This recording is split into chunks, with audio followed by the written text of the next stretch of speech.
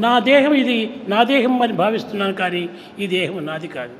You have body identification. In fact, you are not the body. ఈ దేహం నీవు కాదు. You are not the body. నీకు ఈ భావము భ్రమగా కనిపిస్తుంటుంది.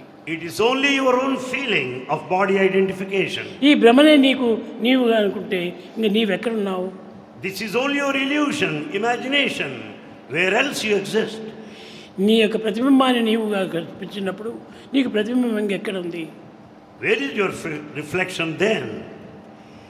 కనుక పిల్లలందరూ కూడా చక్కగా చూసుకోవాలి. ఎక్కడ చూసేది కూడా మీ యొక్క ప్రతిబింబంలే కానీ వేరు కాదు. Students should understand this clearly all over. మీరు ఇప్పుడు చూస్తున్నట్టు సాయిబాబా సాయిబాబా సాయిబాబా అనుకుంటున్నారు. You all say Sai Baba. కానీ నేను సాయిబాబాని కాదు. Bhagavan is not Sai Baba. నేను మీరే, మీరు నేనే.